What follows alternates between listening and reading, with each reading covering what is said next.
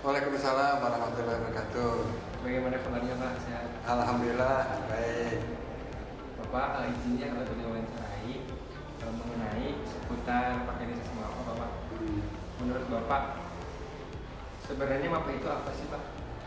Oh iya, kalau saya ingat dulu awal pendirian MAPA gitu ya, saya ini sebagai mahasiswa baru tahun 1986.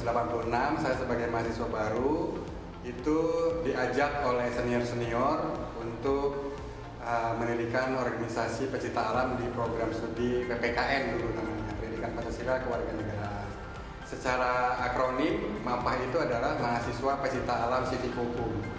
Dulu memang ada gagasan awalnya, sudah lama tetapi belum terbentuk seperti itu.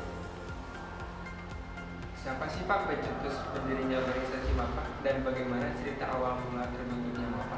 Ya, jadi pada saat saya mahasiswa baru, kebetulan saya aktif di Pramuka dan di unit SAR 0914 Kota Bandung gitu ya.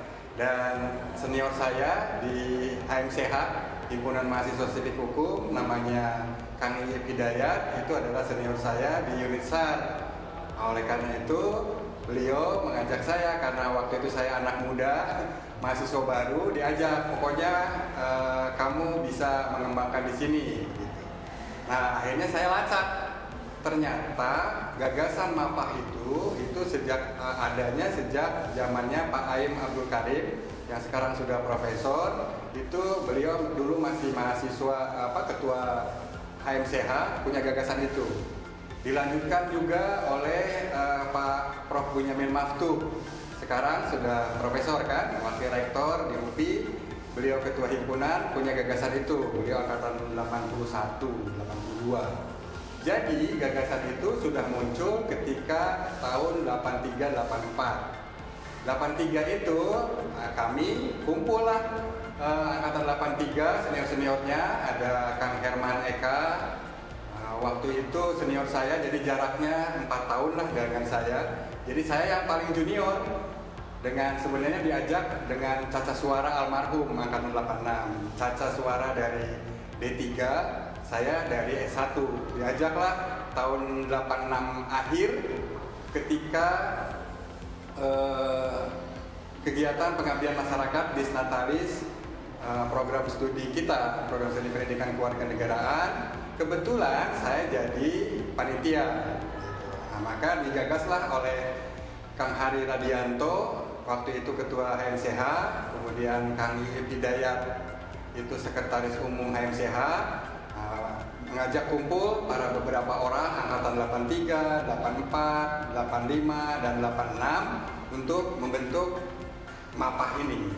Jadi itu digagasnya di kegiatan pengabdian kepada masyarakat. Dulu tempatnya masih ingat betul saya, itu adalah di Cihanjuang Rahayu gitu ya, di sini Cisarua. Itu gagasan awalnya. Kemudian setahun berikutnya ketika Kang Hari Radianto sudah selesai dan Kang Iyip sudah selesai di MCH, ada pemilihan ketua MCH lagi, terpilihlah Usep Supriyatna gitu ya. Dan waktu zamannya Kang Usep dengan ketua bidang 1 Kang Dadang Burhanuddin, maka digagas dari panitia kecil itu waktu pengabdian masyarakat, maka itu menjadi panitia rekrutmen anggota-anggota calon mahasiswa pecinta alam civic hukum. Belum ada lambang, belum ada visi misi, belum ada apa-apa, pokoknya panitia itu menjadi perekrut untuk calon-calon anggota mahasiswa pecinta alam civic hukum. Dulu yang sudah ramai itu adalah Marga Sopana, Jantera, Pamor gitu ya. Kemudian dari Mahacita yang dari Universitasnya atau dulu IKIP Bandung seperti itu. Jadi faktanya rekrutmen itu adalah ketika tahun 87. Rekrutmen angkatan pertama sebagai calon-calon anggota MAPA itu 1987. Saya masih ingat betul karena yang merekrut itu saya dengan Caca, karena angkatan 83 sudah mau lulus semua, rata-rata sudah pada lulus, mereka pada malu karena belum pada lulus yang menjadi panitia itu, sehingga dibebankan ke angkatan 86 saya sendiri. karena saya harusnya jadi anggota, tetapi saya jadi sama-sama jadi dewan pendiri dan merekrut angkatan saya, angkatan 86 dan 87 peserta pertamanya. Jadi angkatan 85 tidak ada yang ikut, angkatan 86 dan 87 lah yang menjadi peserta angkatan pertama di anggota MAPAH ini. Makanya pelatihannya masih ingat betul saya di tengah malam di gedung HMCH gitu, itu dibuatlah draft-draft kasarnya tentang lambang MAPAH, bagaimana asalnya, bagaimana orientasi ke depannya, seperti itu. Mengapa tanggal 14 April diperingati sebagai hari ulang tahun MAPAH? Ya, 14 April itu sebenarnya adalah ulang tahun atau waktu setelah diklat pertama selesai. Jadi diklat pertama selesai yang tadi angkatan 86 dengan 87 ada Saptorini Budi Mumpuni, beliau yang menciptakan Mars HMCH gitu ya, angkatan 86 itu. Kemudian ada Cecep Samsul Hari, itu yang kelak jadi ketua himpunan. Jadi setelah Kang Usep, jadi masa-masa periodenya Usep Supriyatna itu angkatan 85 ketua himpunan, ketua HMCH, maka dibuat diklat.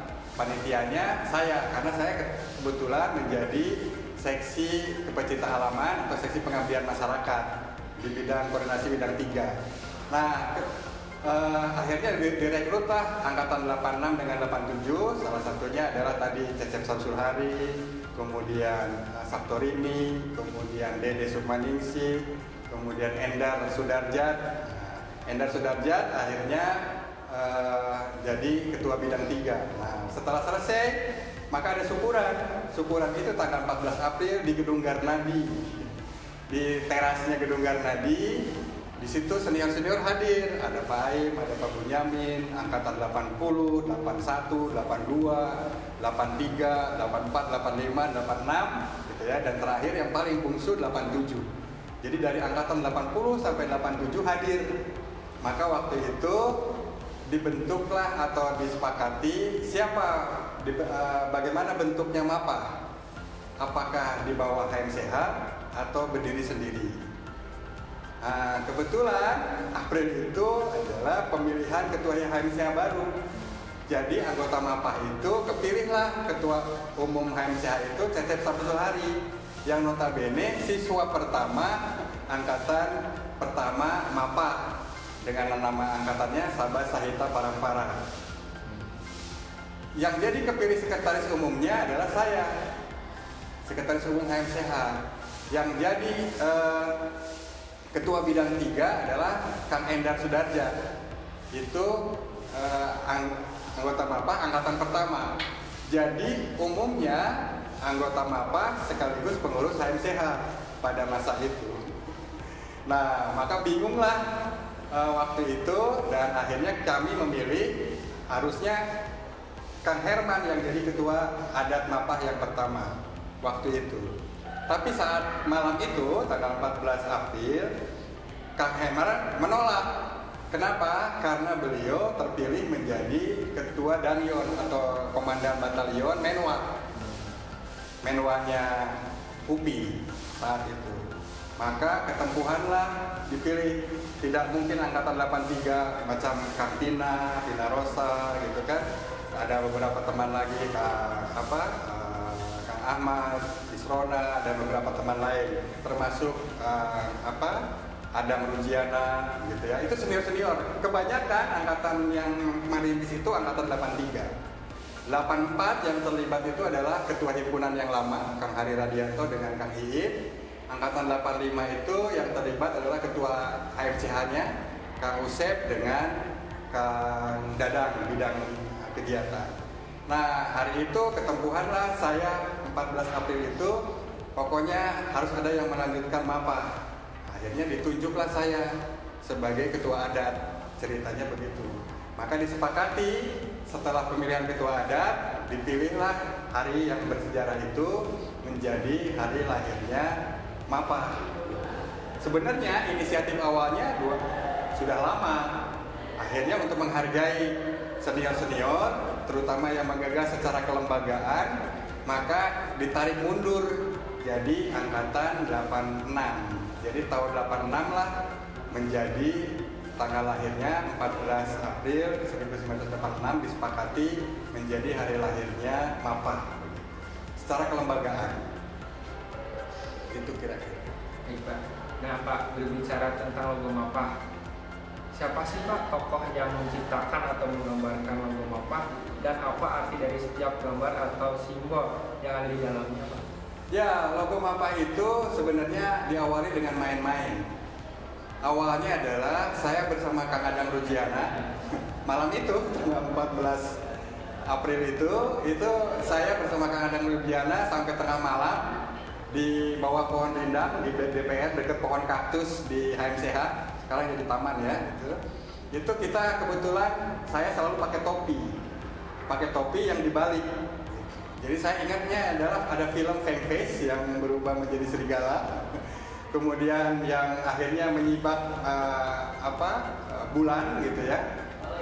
Jadi ada awan, ada bulan, kemudian saya sketsa dan yang menggambar itu adalah Kang Adang Rujiana.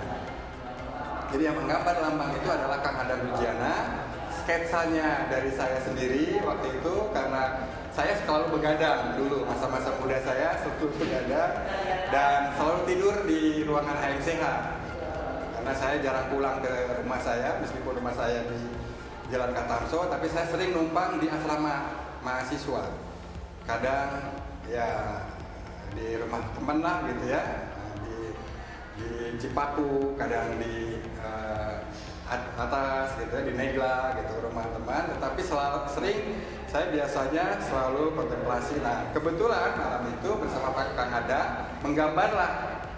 Gambar utamanya adalah bulan yang disibak ada awan.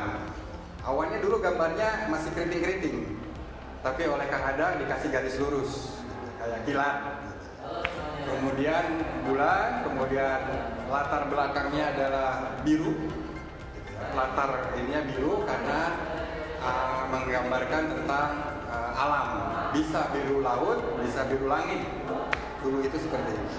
Kenapa lambangnya tidak segitiga atau segi lima atau ini? Kita melihat dari sisi segi empat, tetapi tidak runcing seperti itu. Jadi itu yang pertama gambarnya. Gambar utama yang berikutnya adalah mata angin, arah mata angin. Kenapa arah mata angin? Karena saya punya filosofi, karena tadinya saya kan anggota SAR. Saya memasukkan arah mata angin ini dan saya ingin orientasinya di MAPA itu adalah orientasi untuk sebagai dimanapun bisa beradaptasi. Kemudian selalu tidak kehilangan arah orientasi ke depan. Maka awal kegiatan kita itu adalah orientering, IMPK, Ilmu Medan Peta Kompas, itu yang diajarkan pertama kali kepada anggota yang baru gitu. Selain survival, jadi ada mountaineering gitu kan, seperti itu ke angkatan-angkatan pertama, dan berenang basah gitu. Jadi saya masih ingat betul waktu di Klat itu Kang Herman itu menyeberang di situ Lembang gitu, sampai merosot, makanya disebutnya Herman Ocot. Padahal itu Danion. Saya sampai Kang Akadun gitu ya, ketua bidang 3 awal angkatannya Kang Usep gitu ya, diserang sama monyet-monyet gitu. Jadi itu kita menyadarkan bahwa hidup di alam itu kita harus akrab dengan siapapun, dengan hewan. Jadi itu gambarnya. Terus yang ada gambar yang berikutnya adalah ada tali, ada lingkaran yang mengikat dari gambar orange dengan bulan dan awan yang menyibak itu adalah ikatan persaudaraan. Kenapa? Karena saya lambangkan waktu itu iseng-iseng gitu ya. Saya awalnya dari pramuka, tali temali gitu ya. Gambarnya seperti itu, maka pakai ikatnya simpul mati. Dan itulah menjadi makna dari kekeluargaan. Bayangkan angkatan 83, dari mulai angkatan 80 sebenarnya Kang Aim ya, Pak Aim Bukarim dulu sudah jadi pejabat sih di prodi lah, di Bursa, bahkan kelak nanti jadi PD1-nya di FVPS kan. Dari angkatan 80, 82 gitu kan, 83 semuanya akrab sampai yang termuda angkatan 87. Yang muda itu paling muda tapi nggak ada yang jadi anggota. Anggotanya adalah yang terdaftar itu satu orang, namanya Betty Rahmawati. Dia sekaligus anggota MAPA, sekaligus juga anggota Menwa. Jadi anak buahnya Kak Herman, sekaligus anak buahnya saya, angkatan 87. Betty Rahmawati gitu. Nah, itu akhirnya beliau ikut Suskapin dan seterusnya lah. Jadi warnanya itu ada warna semi militer, ada pramuka. Itulah yang menyebabkan lambang MAPA itu beberapa poin pentingnya. Pertama adalah bulan dan awan yang tersibak itu saya gambarkan dari maknanya bagaimana sebuah ilmu pengetahuan atau wawasan cara berpikir bisa menjadikan kegelapan. Tetapi isemnya itu adalah dari film Fake Face. Jadi yang manusia serigala yang bisa menyebabkan yang selalu merenung tengah malam gitu ya. Seperti itu. Ada gambar yang kedua adalah tali, itu sebagai kekeluargaan dan itu mengikat simpul mati saya gambarnya, sehingga itu menjadi kekeluargaan yang menjadi fondasi makna dari MAPA itu sendiri. Warna biru itu adalah bisa malam, bisa siang, bisa beradaptasi dimanapun, termasuk juga lambang yang arah mata angin. Kenapa segi 4, tidak segitiga seperti itu? Itulah yang menjadi bahwa dunia ini kita semuanya bisa datar, jadi tidak ada kesombongan. Jadi kalau bahasa Sundanya itu masagi. Jadi hidup di MAPA itu menjadi latihan untuk memasagikan kita, menyempurnakan kehidupan kita. Itu filosofisnya. Seperti itu.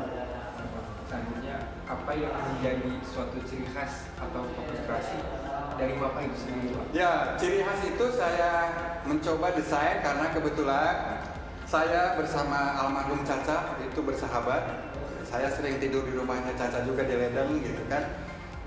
Itu saya suka kalau malam-malam pakaiannya pakai jaket Korea, pakai topi, sepatu diinjak. Kadang kita suka luntang-lantung ke luar kampus. Paling jauh itu di alun-alun. Di alun-alun melihat para pengamen membagi uang hasil ngamennya.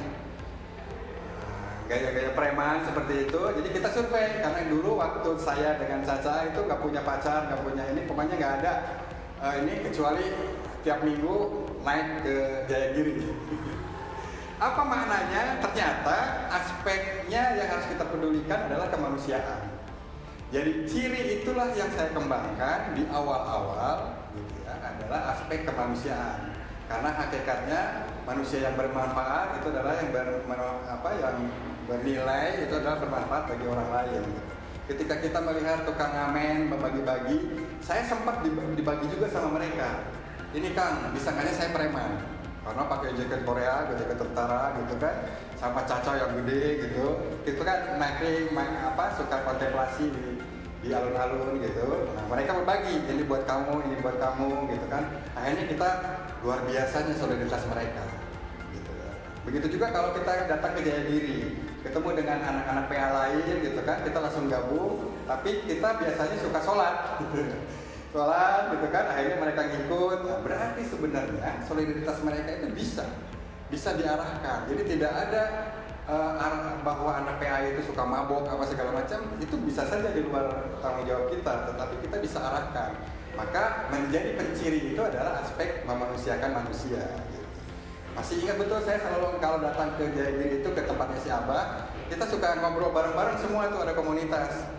Begitu juga waktu itu di kampus UPI atau di kampus IKIP Bandung dulu ya, itu suka berantem itu. Dulu misalkan Mahacita selalu bermusuhan dengan Menwa. Jadi anak PA di kampus ini, di kampus IKIP Bandung atau di UPI dulu berantem. Tetapi terus terang saja ketika saya punya gagasan bersama teman-teman dari Biocita gitu kan, dari Marga Sopana, kita bikin ada forum komunikasi pecinta alam di UPI ini. Maka akhirnya saya akrabkan semua pecinta-pecinta alam itu, yang termasuk yang pamor dari olahraga, kemudian dari teknik gitu ya.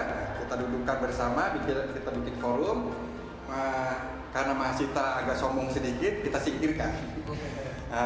Dulu karena kita punya solidaritasnya dengan Menwa kebetulan, dan yang Menwanya adalah Kang Herman, angkatan 83 dari PPKN kan. Jadi kena connect. Jadi Menwa dengan anak-anak PA di UPI solid. Maka kebetulan ada Mahasiswa itu namanya Jajat, anak PKN angkatan 87. Akhirnya kita minta ke Jajat itu supaya mewarnai kondisi di Mahasiswa itu supaya tidak bermusuhan. Akhirnya gabunglah masa-masa Jajat dan teman-teman angkatan 87, 88 gitu, connect di situ.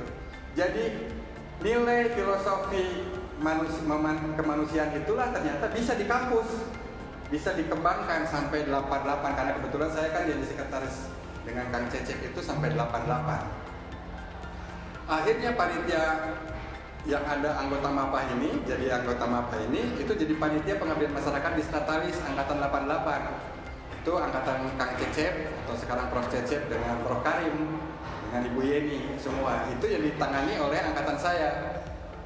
Pendekatannya adalah pendekatan kemanusiaan, bahwa pembinaan ospek dan segala macamnya. Ternyata berhasil, solidaritasnya bagus. Kita bikin kegiatan 87 itu safari pemasyarakatan P4.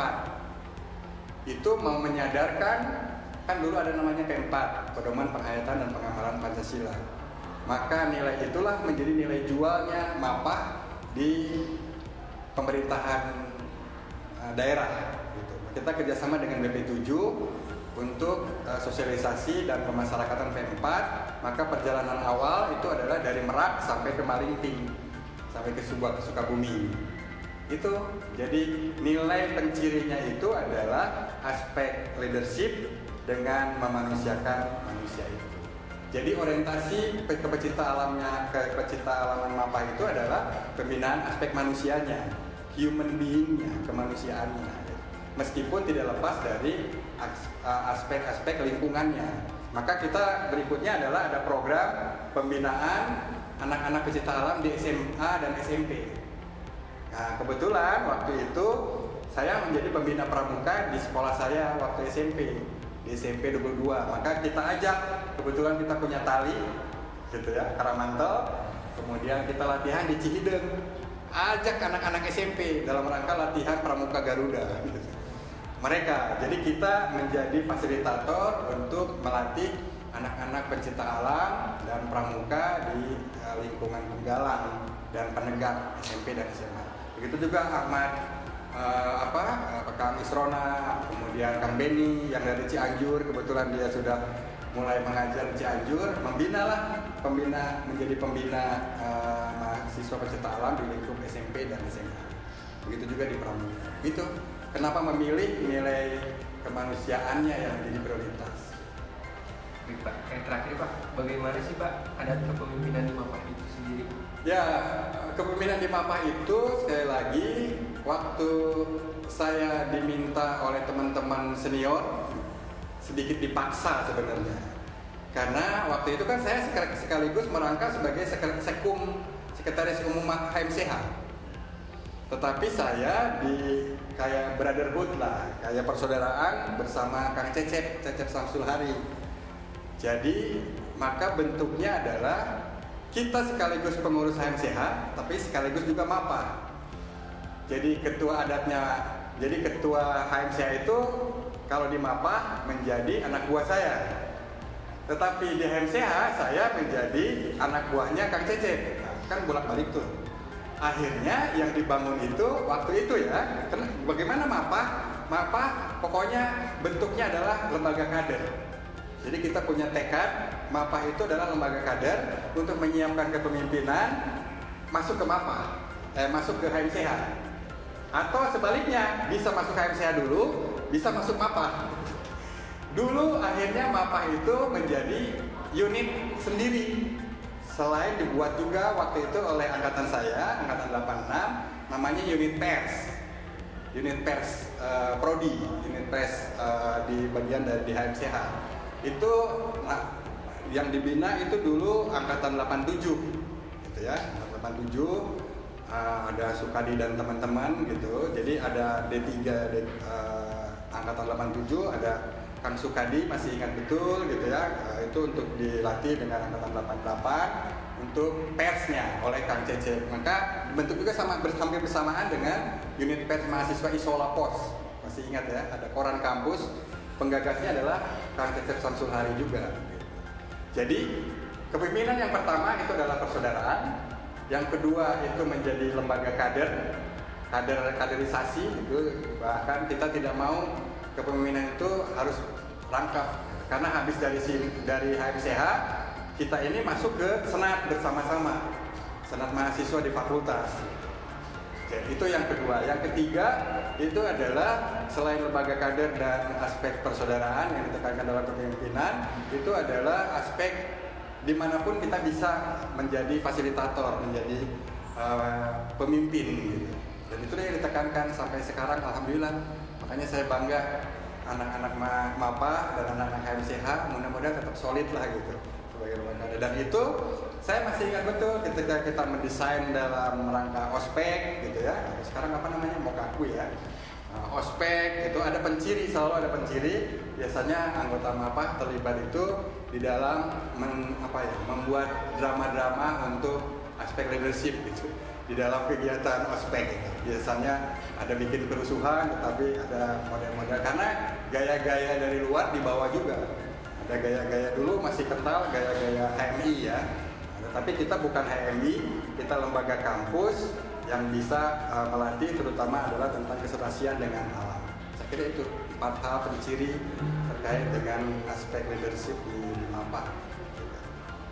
Baik Bapak, terima kasih banyak Bapak atas jawabannya. Mohon maaf telah mengganggu waktunya. Kami pamit undur diri. Selamat siang, selamat beraktivitas kembali Bapak.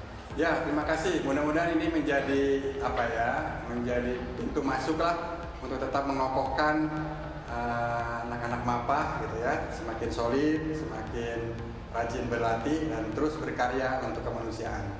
Terima kasih semuanya sekalian. Assalamualaikum warahmatullahi wabarakatuh. Waalaikumsalam.